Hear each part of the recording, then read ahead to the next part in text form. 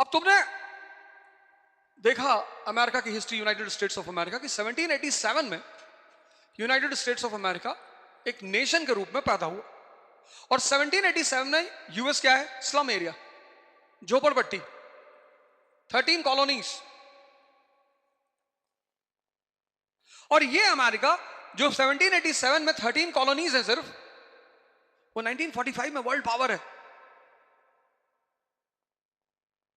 Second world war खत्म हुआ और America is the world power. पूरी दुनिया को वो डिक्टेट कर रहा है। जो पहला का सुपर पावर है ब्रिटेन, उसको वो डिक्टेट कर रहा है। भाई अमेरिका से पहले वर्ल्ड पावर कौन था? ब्रिटेन। ब्रिटेन और फ्रांस। अब ब्रिटेन और फ्रांस को रिप्लेस किया यूएस और यूएसएसआर ने। और यूएस डिक्टेट कर रहा है ब्रिटेन को कि अपनी फौजें हटा लो यहां से, वहां पे हम बैठेंगे। 1949 में वो एक ऑर्गेनाइजेशन बना रहा है, नाटो। जर्मनी, फ्रांस, जर्मनी नहीं था 49 में, ऑस्ट्रेलिया, ये सब नाटो के हिस्से हैं। वो उनका बॉस है। वो यूरोप जिनकी ये लोग कभी नौकरी करते थे, मतलब गुलाम थे, उस यूरोप के बॉस बन गए अमेरिकन 1945 में। तो कुछ तो हुआ होगा ना अमेरिका में। कोई आदमी जैसे लाल बहादुर शास्त्री पीएम ऐसे नहीं बन गए, ऐसे अमेरिका में भी तो कुछ हुआ होगा।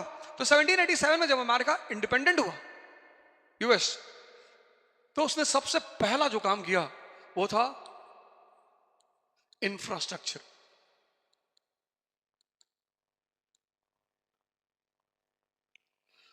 पहला ध्यान उसने देना शुरू किया इंफ्रास्ट्रक्चर पे। इंफ्रास्ट्रक्चर में क्या किया उसने? कैनाल्स, नदियों को जोड़ना शुरू किया। 1812 जितनी नदियां थी, लेक्स थी, सबको जोड़ना शुरू कर दी। उसके बाद क्या किया? रेलवेज। 1850 1850 पहुंचते पहुंचते अमेरिका में इन टोटलिटी 50,000 किलोमीटर की रेलवे लाइन।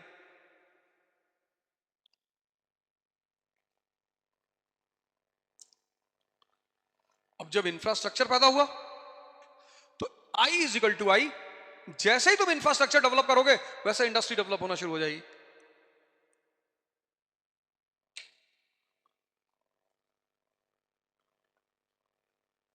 लेकिन अगर तुम अफ्रीका देखो, अफ्रीका, अब यहीं पे तुम अफ्रीका देखो, अफ्रीका के पास इंफ्रास्ट्रक्चर संभव है? नहीं है। ये देखो 98%, ये देखो ये पूरा ब्राउन, कहां रेलवे लाइन डालोगे यहां पे? और ये डेजर्ट,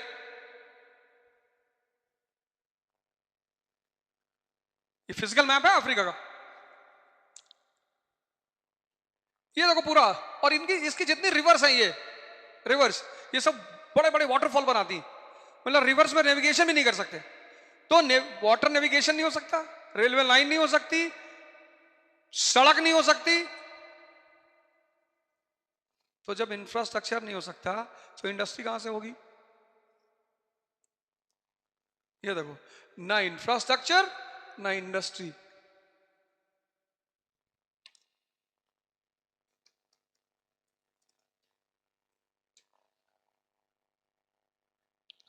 इसलिए पढ़ते हैं।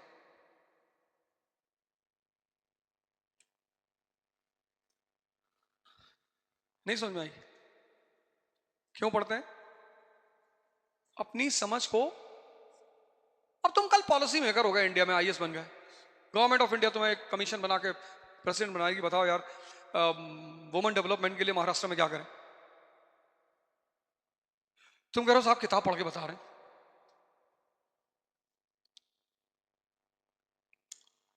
वो जो तुमको पैसा देने जा रहे हैं ना, सारी सुविधा, पैसा इसी सैलरी नहीं देने आ रहे हैं, सारी सुविधा,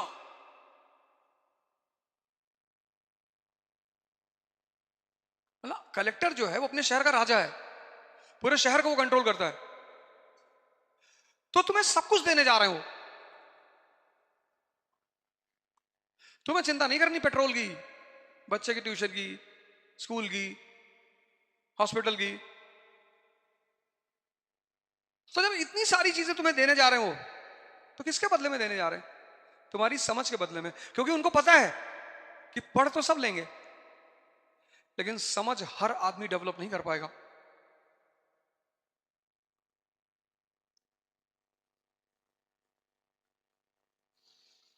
पढ़ाई तो सभी कर लेंगे, क्योंकि समझ विकसित करने के लिए चुप होना पड़ता है, आंख बंद करके बैठना पड़ता है, कनेक्ट करना पड़ता है, चीजों को सोचना पड़ता है।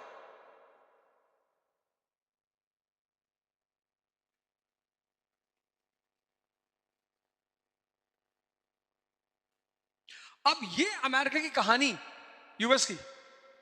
अब जब एक आदमी एक मॉडल पे काम करता है और वो टॉप पे पहुंचता है तो वो दूसरे के लिए आइडियल बनता है कि नहीं? जब भी कोई आईएएस टॉप करता है तो तुम उसको क्यों पकड़ना चाहते हो कि कुछ बात हमें भी बता दो, कुछ फार्मूले हमें भी बता दो, कुछ रास्ता हमें बता दो कि हम भी तुम्हारी जगह पहुंच जाएं। अब ये अमेरिका किसके लिए आइडियल बन गया?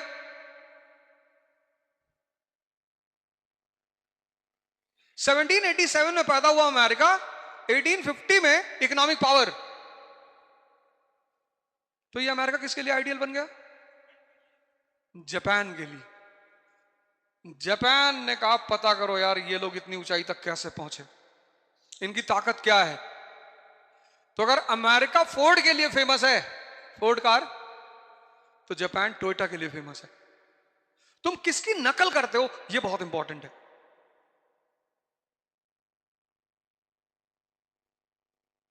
इसलिए आमतौर पे ये सवाल किया जाता है कि भैया तुम्हारा आइडियल कौन है?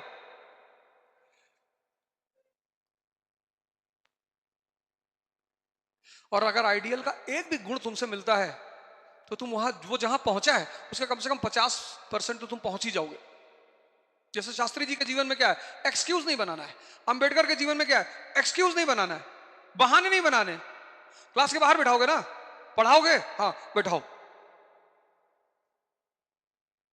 नदी पड़ रही है ना सामने, हाँ तैर के जाएंगे, एक्सरसाइज हो रही, बॉडी बन रही। एक आदमी के लिए वो क्या है? थकान है, और दूसरे आदमी के लिए क्या है? एक्सरसाइज है।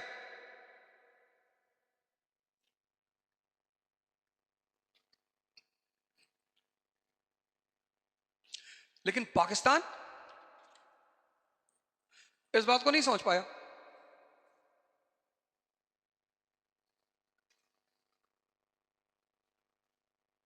पाकिस्तान की हालत देखो। इनको ये बात नहीं समझ में आई, ये वाली।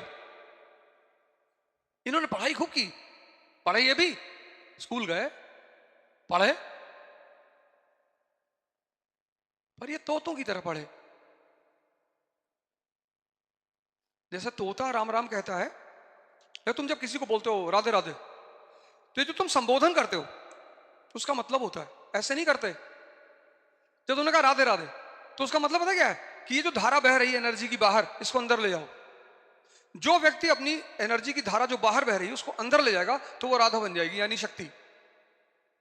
तो जब तुम किसी को राधे राधे कहते हो तो तुम उसको इस मैकेनिज्म का याद दिलाते हो। जब तुम किसी को जय भीम कहते हो तो तुम उससे कहते हो कि शिक्षा ही किसी भी दलित व्यक्ति को भगवान बना सकती है। ये तुम उसको याद दिलाते हो, सिर्फ जय भीम नहीं कहते हो। जब तुम किसी को जय श्री राम कहते हो तो उसका मतलब होता है कि तुम्हारे अंदर जो चेतना बैठी है, राम मतलब चेतना, उसको मैं प्रणाम करता हूं। संबोधन खाली ऐसे नहीं होते, उनका एक बहुत गहरा मतलब होता है। ये देखो, तैयारी का शुद्ध मतलब है शुद्ध, पढ़ना नहीं, क्या? समझ का विकास। लेकिन समझ का विकास कैसे होगा? पढ़ के।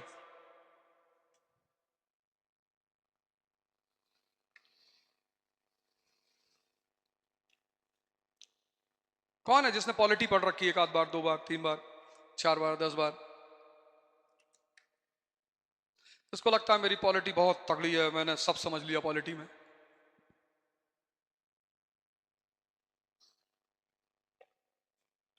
दवा है, दवा है, दवा।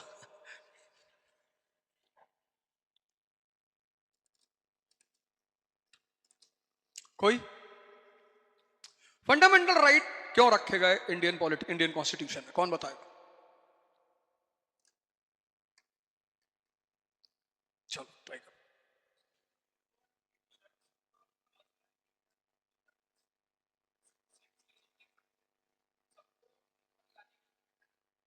ठीक है, और कोई?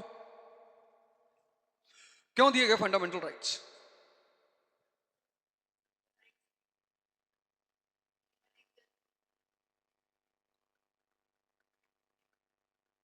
यानी जिन कंट्री में फंडामेंटल राइट्स कॉन्स्टिट्यूशन में नहीं है, वहां लोगों को फंडामेंटल राइट नहीं है? हाँ, फंडामेंटल राइट, हाँ यस यस बताओ।